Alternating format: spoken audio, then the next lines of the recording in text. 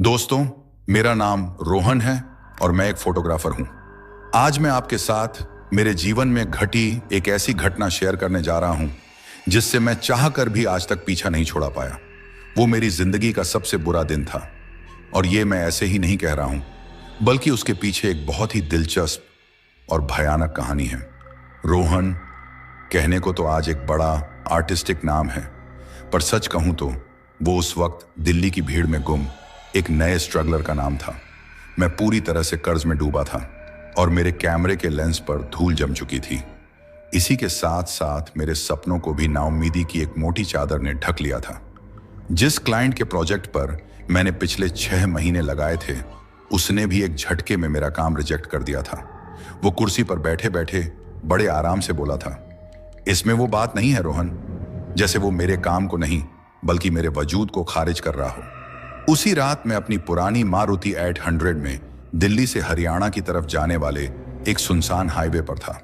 रात के कोई 2 बज रहे होंगे। गाड़ी की हेडलाइट्स सड़क पर पीले रंग की एक कांपती हुई लकीर बना रही थी, जिसके दोनों ओर घना स्याह अंधेरा पसरा था। ऐसा अंधेरा जो शहरों में देखने को नहीं मिलता, जैसे वो अंधेरा जिंदा हो, सांस ले रहा हो और फिर सड़क को धीरे धीरे निगल रहा हो। मेरा दिल भारी था और मैं बस कहीं दूर चला जाना चाहता था, जहां मुझे कोई ना जानता हो, जहां मेरी नाकामयाबी मेरा पीछा ना कर सके। मेरे दिमाग में बस एक ही ख्याल घूम रहा था, कुछ नहीं बचा, सब खत्म हो गया। तभी मौसम ने करवट ली। अचानक आसमान में बिजली कड़की और हवा में एक अजीब सी ठंडक घुल गई।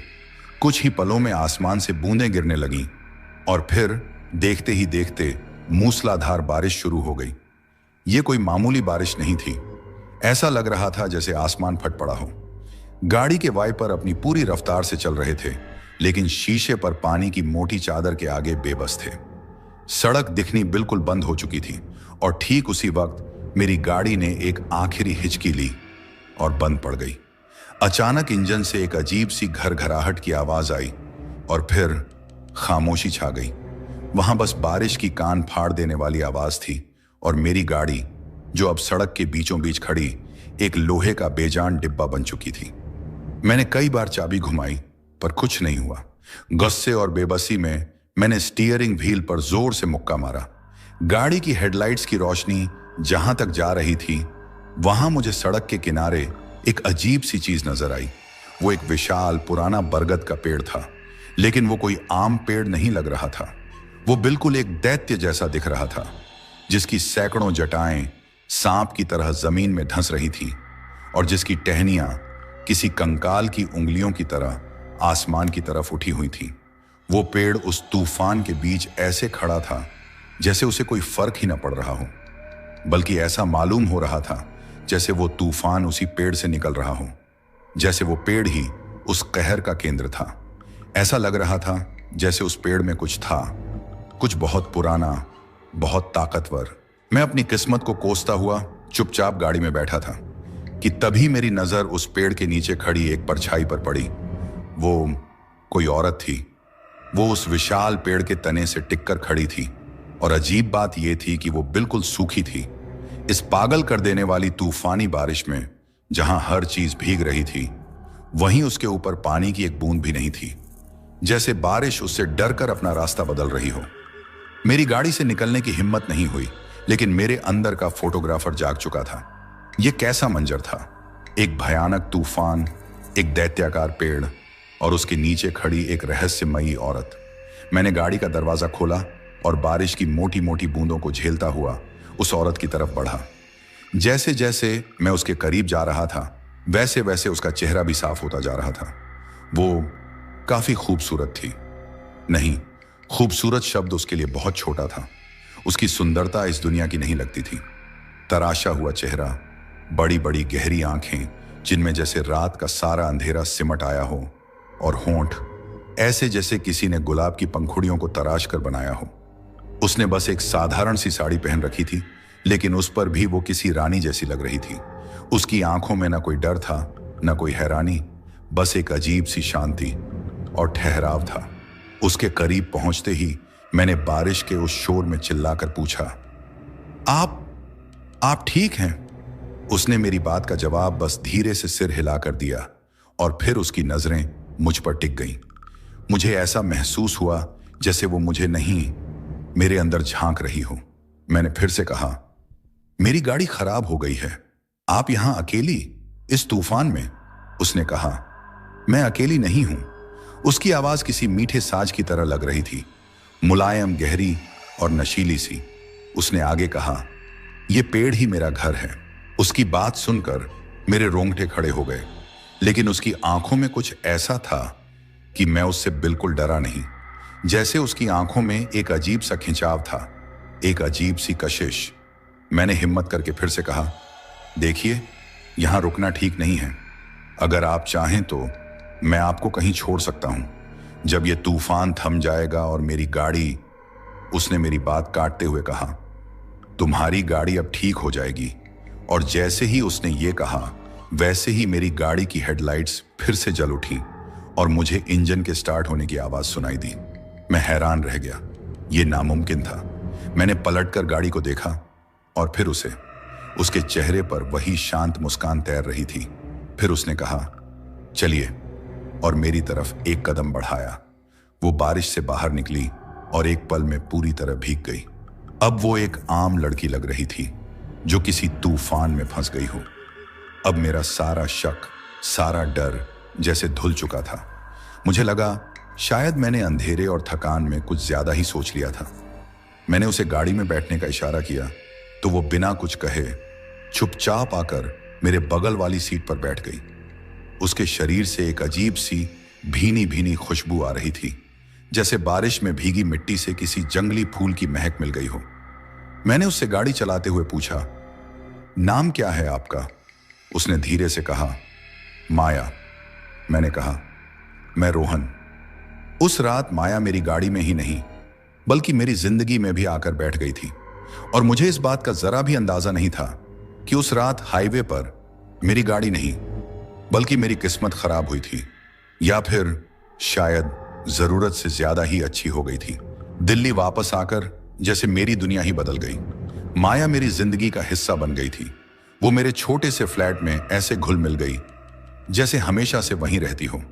वो सिर्फ खूबसूरत ही नहीं थी बल्कि वो काफी समझदार और सपोर्टिव भी थी। वो मेरे काम को अच्छी तरह से समझती थी और मेरे जुनून को सराहती थी। घंटों तक वो मेरे साथ मेरे डार्क रूम में बैठी रहती और चुपचाप मुझे काम करते हुए देखती रहती। उसकी मौजूदगी में एक अजीब सा सुकून था, एक नशा था। हमारा रिश्ता बहुत तेजी से गहरा होता गया। वो एक ऐसा नशा थी जिसमें मैं पूरी तरह से डूब जाना चाहता था। जैसे ही वो मेरी जिंदगी में आई, मेरी किस्मत ने भी पलटी खाई। एक सुबह मेरे फोन की घंटी बजी। दूसरी तरफ वही क्लाइंट था जिसने मेरा काम रिजेक्ट किया था। वो लगभग गिड़गिड़ाते हुए बोल रहा था, रोहन यार, पता नहीं उस दिन मेरा दिमाग कहां था। मैंने तुम्हारी तस्वीरें फिर से देखी। They are brilliant, absolutely brilliant. हम इसी प्रोजेक्ट के साथ आगे बढ़ेंगे। मैं हैरान था। मैंने उन तस्वीरों में एक तिनका भी नहीं बदला था। फिर अचानक ऐसा क्या हो गया?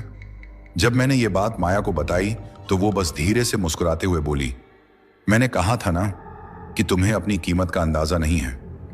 ये तो बस एक शुरुआत थी। इसके बाद तो जैसे मेरे पास काम की लाइन ही लग गई। बड़े बड़े ब्रांड्स, मशहूर मैगजीनें, हर कोई मेरे साथ काम करना चाहता था। मेरी तस्वीरों में एक नई जान आ गई थी। उनमें एक अजीब सी गहराई थी, एक कशिश जिसे मैं खुद भी नहीं समझ पा रहा था। लोग कहते थे, रोहन तुम्हारी तस्वीरें बोलती हैं। मैं रातों रात दिल्ली के सबसे चर्चित फोटोग्राफर्स में से एक बन गया था।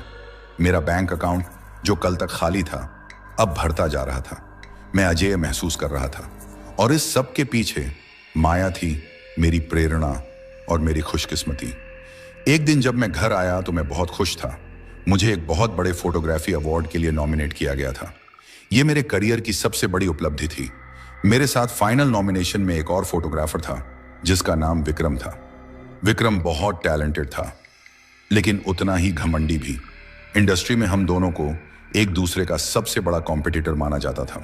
उस रात बेडरूम में माया मेरी बाहों में थी और माहौल बहुत ही रोमांटिक था।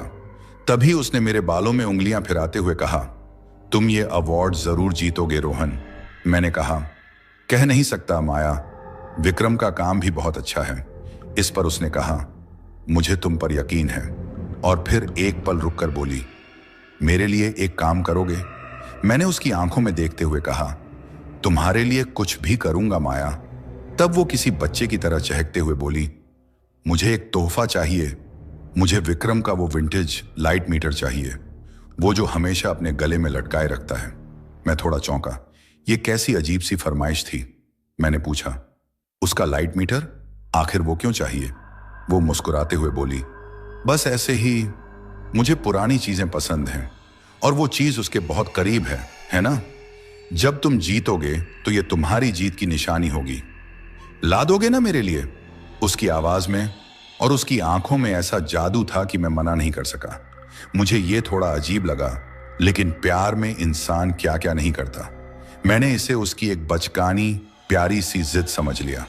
अगले दिन एक कॉमन दोस्त की मदद से मैंने विक्रम का वो लाइट मीटर हासिल कर लिया। विक्रम ने उसे सर्विसिंग के लिए दिया हुआ था। मैंने दोस्त से कहकर उसे कुछ घंटों के लिए घर मंगवा लिया और शाम को माया के हाथ में रख दिया।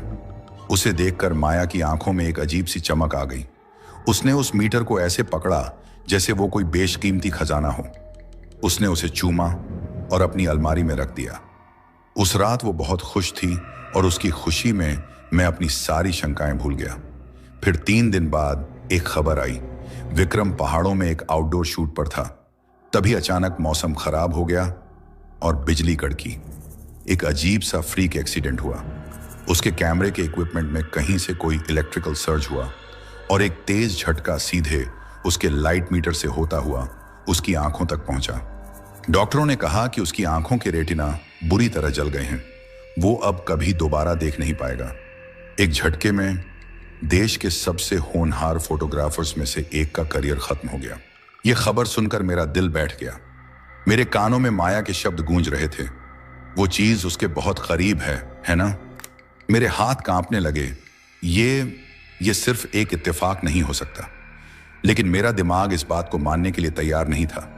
भला ये कैसे मुमकिन है? उस रात जब मैंने डरे सहमे अंदाज में माया से इस बारे में बात की तो उसने मुझे अपनी बाहों में भरते हुए कहा, यह तो बहुत बुरा हुआ रोहन, पर तुम इसके लिए खुद को दोष मत दो। यह बस एक हादसा था, सिर्फ किस्मत का खेल। उसने बड़े अफसोस से कहा। उसकी बातों ने, उसके प्यार ने मेरे डर पर एक मरहम सा लगा दिया था। मैंने खुद को यकीन दिला लिया कि मैं बेकार में ही 2 और 2 को जोड़ रहा हूं। यह वाकई एक भयानक इत्तेफाक था। फिर कुछ ही हफ्तों बाद जब मैंने वो अवार्ड जीता तो मैं विक्रम के साथ हुए हादसे को लगभग भूल चुका था। लेकिन विक्रम वाला हादसा तो सिर्फ एक शुरुआत थी। मेरी सफलता की सीढ़ी जितनी ऊंची होती जा रही थी, मेरे आसपास उतनी ही अजीब और भयानक घटनाएं घटने लगी थीं। हर एक बड़ी कामयाबी से पहले माया मुझसे एक अजीब सी फरमाइश करती। एक इंटरनेशनल कैंपेन को पाने के लिए जो मुझे मिलते मिलते रह गया था, माया ने मुझसे उस एजेंसी की हेड का सिल्क का स्कार्फ मांगा। वो औरत मुझे काम देने में आनाकानी कर रही थी। मैंने किसी तरह उसके ऑफिस से वो स्कार्फ चुराया और हफ्ते भर के अंदर उस औरत का एक बहुत बड़ा स्कैंडल सामने आ गया और उसे नौकरी से निकाल दिया गया। उसकी जगह जो नया हेड आया, उसने आते ही पहला कॉन्ट्रैक्ट मुझे दिया। मैं अब एक जाल में फंस चुका था। मेरी कामयाबी, मेरा नाम, मेरा पैसा और माया का प्यार, सब कुछ उन छोटी छोटी चीजों पर टिका था जो मैं उसके लिए लाता था। मैं जानता था कि यह गलत है, पर मुझ में अब पीछे हटने की हिम्मत नहीं थी। मैं उस सफलता का आदी हो चुका था जो माया ने मुझे दी थी, लेकिन मेरा जमीर मुझे भीतर से कचोट रहा था। धीरे धीरे मेरा डर अब शक और वहम में बदल रहा था। मैंने माया में अजीब सी बातें नोटिस करनी शुरू कर दी थी। मैं जब भी उसकी कोई तस्वीर क्लिक करता तो वो मेरी तस्वीरों में कभी कैद ही नहीं हो पाती थी। मैं जब भी उसकी कोई कैंडिड तस्वीर लेने की कोशिश करता तो वो या तो धुंधली आती या फिर उस तस्वीर में होती ही नहीं थी, जैसे कैमरा उसे देख ही नहीं पा रहा हो। एक रात जब हम अपने स्टूडियो में बैठे थे और स्टूडियो के बाहर भयानक अंधेरा पसरा था, तो स्टूडियो की खिड़की का शीशा एक आईने की तरह काम कर रहा था। मैंने जब ध्यान से उस शीशे में देखा तो उस शीशे में मेरा अक्स तो दिख रहा था, लेकिन मेरे बगल में बैठी माया का नहीं। जहां उसे होना चाहिए था वहां बस एक खाली जगह थी। यह देखकर जैसे मेरा खून ही जम गया। मैंने कांपती आवाज में कहा, माया, तुम्हारा अक्स। इस पर उसने मुस्कुराते हुए कहा, लाइट ठीक एंगल पर नहीं है रोहन। उसने बात को बड़ी आसानी से टाल दिया। एक और दिन जब मैं पास के एक मंदिर से प्रसाद लेकर घर वापस आया और जैसे ही मैंने प्रसाद की वो प्लेट माया की तरफ बढ़ाई तो वो ऐसे पीछे हटी जैसे उसे किसी ने छू लिया हो। उसने अपना सिर पकड़ते हुए कहा, मेरे सर में बहुत तेज दर्द हो रहा है। और फिर वो अपने कमरे में चली गई। सबसे डरावनी चीज मैंने हमारे बेडरूम में देखी। हमारे बिस्तर के दोनों तरफ हमने छोटे छोटे गमलों में पौधे लगाए थे। मैंने देखा कि मेरी तरफ वाला पौधा तो हरा भरा था और उस पर नए पत्ते भी आ रहे थे, लेकिन माया की तरफ वाला पौधा वो पूरी तरह से सूखकर काला पड़ चुका था, जैसे किसी ने उसकी सारी जिंदगी ही चूस ली हो। अब मैं हर वक्त एक अनजाने डर के साए में जीने लगा था। मेरा प्यार अब डर में बदल रहा था। माया का हर एक स्पर्श और हर एक मुस्कान मुझे अब बनावटी लगने लगी थी। मुझे ऐसा मालूम होता था जैसे मैं किसी खूबसूरत मुखौटे के साथ रह रहा हूं, जिसके पीछे एक भयानक सच छुपा है। एक रात मुझे एक अजीब सा सपना आया। मैंने देखा कि मैं उसी हाईवे पर उसी बरगद के पेड़ के नीचे खड़ा हूं, लेकिन इस बार उस पेड़ के नीचे माया नहीं थी, बल्कि पेड़ की हजारों जटाएं आपस में घूंटकर एक औरत का आकार ले रही थी।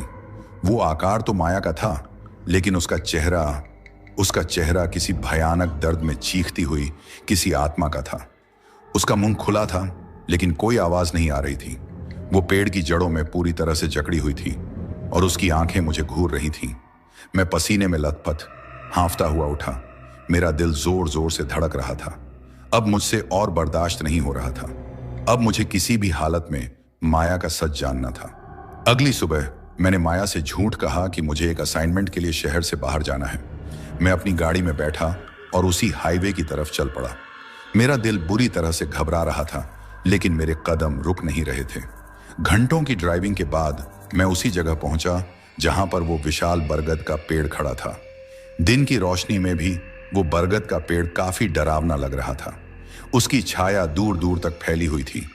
मैं गाड़ी से उतरा और धीरे धीरे उसकी तरफ बढ़ा। जैसे ही मैं उस पेड़ के करीब पहुंचा तो मैंने वहां एक अजीब सी चीज देखी। मैंने देखा कि उस पेड़ के तने के आसपास की जमीन बिल्कुल बंजर थी। वहां घास का एक तिनका तक नहीं था। वहां की मिट्टी पूरी तरह सूखी और दरकी हुई थी, जैसे किसी ने वहां की सारी नमी ही सोख ली हो। अब मुझे ये यकीन हो गया कि मेरा वहम और मेरा डर सब सच था। ये कोई इत्तेफाक नहीं था। माया कोई आम इंसान नहीं थी, बल्कि वो कुछ और ही थी, और उसका ये राज उस पेड़ की जड़ों में दफन था। मैं जब वहां से दिल्ली वापस लौटा तो मेरे भीतर एक तूफान चल रहा था। मैं सीधा अपने स्टूडियो में पहुंचा, जहां माया पहले से ही बैठी मेरा इंतजार कर रही थी। वो हमेशा की तरह काफी खूबसूरत लग रही थी और उसके चेहरे पर वही प्यारी सी मुस्कान थी, लेकिन आज मुझे उस मुस्कान के पीछे का खोखलापन साफ नजर आ रहा था। वो मुझे देखते ही बोली, आ गए तुम, कैसा रहा तुम्हारा शूट? मैंने सपाट आवाज में कहा, कोई शूट नहीं था, मैं उसी हाईवे पर गया था, उसी पेड़ के पास जहां पर तुम मुझे मिली थी। ये सुनते ही उसके चेहरे से उसकी मुस्कान कहीं गायब हो गई और उसकी आंखों में एक पल के लिए कुछ ऐसा भाव आया जिसे मैं पढ़ नहीं सका। शायद डर या फिर शायद उदासी। उसने धीरे से पूछा, क्यों गए थे वहां? मैंने कहा, सच जानने के लिए। और फिर मैंने अपनी आवाज को मजबूत करने की कोशिश की। ये सब क्या है माया? विक्रम का एक्सीडेंट, उस एजेंसी हेड का स्कैंडल, ये सब इत्तेफाक नहीं है ना? तुम तस्वीरों में क्यों नहीं आती? तुम्हारा अक्स आईने में क्यों नहीं दिखता? और वो पेड़, उस पेड़ के आसपास की जमीन मुर्दा क्यों है? मैंने एक ही सांस में सारे सवाल दाग दिए। मैंने अपना कैमरा निकाला और उसे वो तस्वीर दिखाई जो मैंने कुछ दिन पहले उसकी खींचने की कोशिश की थी। उस तस्वीर में एक खूबसूरत सा कमरा दिख रहा था और बीच में एक खाली जगह थी जहां पर माया बैठी थी। वो चुपचाप मुझे देखती रही। स्टूडियो में एक भयानक सा सन्नाटा छा गया था। फिर उसने एक गहरी सांस लेते हुए कहा, तुम सच जानना चाहते हो ना रोहन? उसकी आवाज अब पहले जैसी मीठी नहीं रह गई थी। अब उसमें जैसे सदियों की थकान और एक अनजानी ताकत का एहसास था। तो ठीक है, सुनो। फिर उसने अपनी आंखें बंद की और जब उसने दोबारा आंखें खोली तो वो माया की आंखें नहीं लग रही थीं, बल्कि उन आंखों में जैसे एक प्राचीन भयानक शक्ति थी। फिर उस कमरे की बत्तियां एक पल के लिए झिलमिलाईं, लेकिन उसका चेहरा अभी भी वही था। पर उसके आसपास की हवा अब भारी हो गई थी, जैसे हवा में दबाव बढ़ गया हो। उसने कहा, मैं वो नहीं हूं जो तुम मुझे समझते हो, मैं एक यक्षिणी हूं। उसकी ये बात सुन जैसे मेरे पैरों तले से जमीन ही खिसक गई। यक्षिणी? मैंने इस तरह के किसी जीव का नाम सिर्फ कहानियों में ही सुना था। प्रकृति की कुछ ऐसी आत्माएं जो पेड़ों में वास करती हैं। वो बोलती रही, उस बरगद के पेड़ से मेरा अस्तित्व जुड़ा है और इस इंसानी दुनिया में मुझे अपना रूप बनाए रखने के लिए और तुम्हें वो सब देने के लिए जो तुम चाहते थे। मुझे ऊर्जा की जरूरत होती है, एक ऐसी प्राण ऊर्जा जो मुझे इंसानों की जीवन शक्ति से मिलती है। उसकी बात सुन मैंने हकलाते हुए कहा, वो चीजें जो मैं तुम्हारे लिए लाता था। उसने मुझे समझाते हुए कहा, वो सिर्फ एक जरिया थी। किसी इंसान से जुड़ी कोई चीज मुझे उस इंसान के प्राण से जोड़ देती है, फिर मैं उसकी किस्मत और उसकी ऊर्जा का एक हिस्सा खींच लेती हूं। इससे उस इंसान का तो नुकसान होता है, लेकिन वो ऊर्जा तुम्हें कामयाबी की शक्ल में मिल जाती है। मैं किसी को मारती नहीं रोहन, मैं बस उसकी किस्मत का तबादला करती हूं। उसकी ये बात सुनकर मेरा सिर घूमने लगा। तो क्या मेरी हर एक कामयाबी, हर अवार्ड किसी और की बर्बादी की कीमत पर मिला था? मैं एक परजीवी की तरह दूसरों की किस्मत पर जी रहा था। उसकी बात सुनकर मेरे मुंह से बस यही शब्द निकले, तुम एक शैतान हो। मेरी बात सुन उसकी आंखों में एक गहरी उदासी तैर गई। उसने कहा, शायद हूं, लेकिन मैं हमेशा से ऐसी नहीं थी। और फिर उसने मुझे अपनी कहानी सुनाई, एक ऐसी कहानी जो सदियों पुरानी थी। सैकड़ों साल पहले मैं भी एक इंसान हुआ करती थी और इंसानी काया में भी मेरा नाम माया ही था। उस वक्त मैं एक छोटे से गांव में रहती थी और मैं एक नर्तकी थी। एक दिन मुझे एक अमीर सौदागर के बेटे से प्यार हो गया। उसने भी मुझसे शादी करने का वादा किया और बरसों तक मेरा फायदा उठाता रहा, लेकिन उसका परिवार हमारे इस रिश्ते के खिलाफ था। इसलिए उस सौदागर के बेटे ने अपनी इज्जत बचाने के लिए मुझे एक रात किसी बहाने से उसी बरगद के पेड़ के पास ले गया और मुझे मार डाला। उसने मेरी लाश को उसी पेड़ की जड़ों के नीचे दफना दिया ताकि उसका राज भी हमेशा के लिए दफन हो जाए। उसकी आवाज में इतना दर्द था कि मेरा गुस्सा अब पिघलने लगा था। उसने आगे कहा, फिर मेरी आत्मा उसी बरगद के पेड़ में कैद हो गई। मेरे भीतर धोखा, दर्द और वफादारी की एक ऐसी प्यास थी जो कभी नहीं बुझी। मेरी आत्मा उस पेड़ की प्राचीन आत्मा से मिल गई और मैं एक यक्षिणी बन गई। मेरी प्यास मेरी भूख बन गई। मुझे इंसानी दुनिया से तो नफरत थी, लेकिन मैं इंसानी प्यार और वफादारी के लिए तरसती थी। मैं एक ऐसे साथी की तलाश में थी जो मुझसे कभी धोखा ना करे, जो सिर्फ मेरा ही रहे, हमेशा के लिए। उसने जब मेरी तरफ देखा तो उसकी आंखों में आंसू भर आए थे। उसने आगे बताया, जब तुम उस रात मुझे मिले तो तुम बिल्कुल टूटे हुए और नाउम्मीद थे। तुम्हारी आंखों में भी मैंने वही प्यास देखी जो मेरे अंदर थी। तुम्हें कामयाबी की प्यास थी और मुझे वफादारी की। मुझे लगा कि हम एक दूसरे को पूरा कर सकते हैं। मैंने दूसरों की किस्मत छीनकर तुम्हें दी क्योंकि मेरे लिए ये मेरे प्यार का इजहार था। मैं तुम्हें दुनिया की हर वो खुशी देना चाहती थी, ये साबित करने के लिए कि मैं तुम्हारे लिए कुछ भी कर सकती हूं। अब मेरे सामने एक शैतान नहीं, बल्कि एक दुखियारी आत्मा खड़ी थी। एक ऐसी आत्मा जिसे प्यार में धोखा मिला और जिसकी मोहब्बत की प्यास सदियों में एक भयानक भूख में बदल गई। उसका जिस्म की प्यास का मतलब वो नहीं था जो दुनिया समझती थी। उसकी प्यास तो वफादारी की थी, साथ की थी, एक ऐसे रिश्ते की थी जो कभी ना टूटे। और उस प्यास को बुझाने के लिए वो किसी भी हद तक जा सकती थी। मैं समझ गया, वो एक जल्लाद भी थी और एक पीड़ित भी, और उसने मुझे अपनी मोहब्बत में अपने गुनाहों का हिस्सेदार बना लिया था। जब उसने बोलना बंद किया तो जैसे स्टूडियो में मौत जैसा सन्नाटा पसर गया। माया की कहानी मेरे जहन में गूंज रही थी। वो अब मेरे सामने एक साधारण औरत की तरह खड़ी थी। उसकी आंखों में सदियों का इंतजार और एक सवाल था। वो मेरे फैसले का इंतजार कर रही थी। उसने धीरे से कहा, अब तुम सच जानते हो रोहन, अब फैसला तुम्हारा है। उसने मेरे सामने दो रास्ते रखे, दो ऐसे रास्ते जिनमें से एक को चुनना मेरे लिए नामुमकिन था। पहला रास्ता, उसने कहा, तुम मुझे छोड़कर जा सकते हो, हमारा ये रिश्ता, ये सौदा सब खत्म हो जाएगा, मैं तुम्हारी जिंदगी से हमेशा के लिए चली जाऊंगी। लेकिन इसकी एक कीमत होगी। उसकी बात सुन मैंने कांपती हुई आवाज में पूछा, कैसी कीमत? उसने कहा, तुम्हारी शोहरत, तुम्हारा पैसा, तुम्हारी कामयाबी, जो कुछ भी मैंने तुम्हें दिया है वो सब मैं वापस ले लूंगी। तुम वापस वही नाकामयाब, कर्ज में डूबे हुए रोहन बन जाओगे जो मुझे उस रात हाईवे पर मिला था, और तुम मुझे भूल जाओगे। हमारी मुलाकात, हमारा प्यार, ये सच, सब कुछ तुम्हारी याददाश्त से मिट जाएगा। तुम बिल्कुल आजाद हो जाओगे, लेकिन अंदर से हमेशा के लिए खाली हो जाओगे। तुम्हें हमेशा लगेगा कि तुमने कुछ खोया है, पर तुम्हें कभी याद नहीं आएगा कि क्या खोया है। यह सुनकर मेरी रूह कांप गई। वापस उसी जहन्नुम में और माया की यादों के बिना? यह तो जीने से बदतर सजा थी। मैंने पूछा, और दूसरा रास्ता क्या है? उसने कहा, दूसरा रास्ता यह है कि तुम मेरे साथ रहो।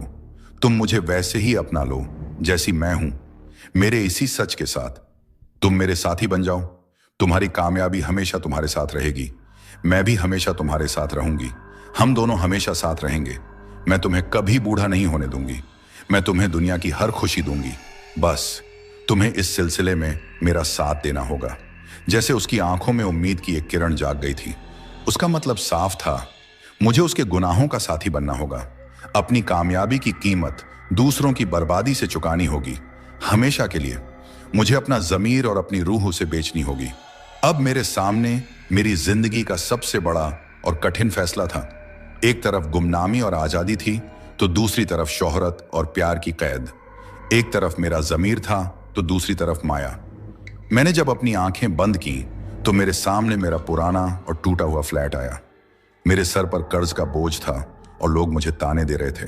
और फिर जब मेरे सामने मेरा आज आया, मेरा शानदार स्टूडियो, उसमें सजे मेरे जीते हुए अवार्ड्स, लोगों की तारीफें, और माया जो मुझसे बेइंतहा प्यार करती थी, भले ही उसका तरीका भयानक था।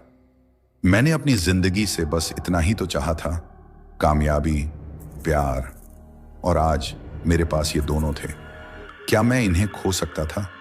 क्या मुझ में वापस उस अंधेरे में जाने की हिम्मत थी?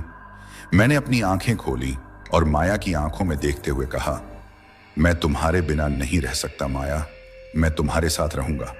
ये शब्द मेरे मुंह से नहीं, बल्कि मेरी आत्मा के किसी अंधेरे कोने से निकले थे।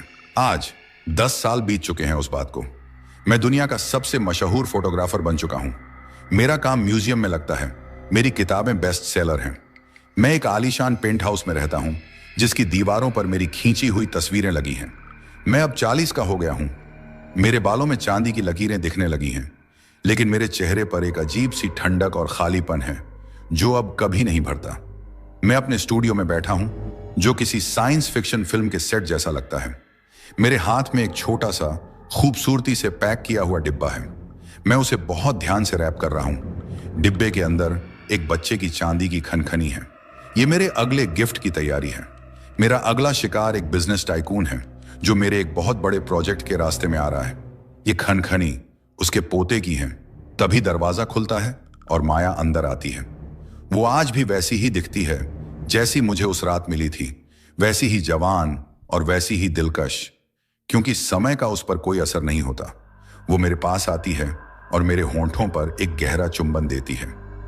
ये एक प्रेमी का चुंबन है, पर अब मुझे ये किसी मालिक के हक जताने जैसा लगता है। मैं चुपचाप अपना काम करता रहता हूं। मुझे अब कुछ महसूस नहीं होता, न डर, न अफसोस, न खुशी। मैं एक मशहूर आर्टिस्ट हूं जो महसूस करना भूल गया है। मैं खूबसूरती से घिरी दुनिया में रहता हूं, पर मुझे अब कुछ खूबसूरत नहीं लगता। मेरा एक आखिरी ख्याल जो अब हर रोज मेरे दिमाग में आता है, उसने मुझसे मेरी वफादारी मांगी थी, लेकिन मैंने उसे अपनी रूह दे दी। शायद इस सौदे में मैं ही ज्यादा प्यासा था। अगर आप ये कहानी सुनते हुए यहां तक पहुंच गए हैं, तो इसका मतलब है कि आपने ये कहानी पूरी सुनी है और आपको ये कहानी पसंद आई है। मेरी आपसे एक और गुजारिश है, प्लीज इस कहानी को लाइक करें और चैनल को सब्सक्राइब कर लें, जिससे हमारा और आपका एक तरह से रिश्ता बन जाए। और हाँ, एक बात और, कहानी के नीचे जो कमेंट बॉक्स है उसमें कमेंट करना भी ना भूलें। जल्द ही फिर से मुलाकात होगी। तब तक के लिए नमस्कार।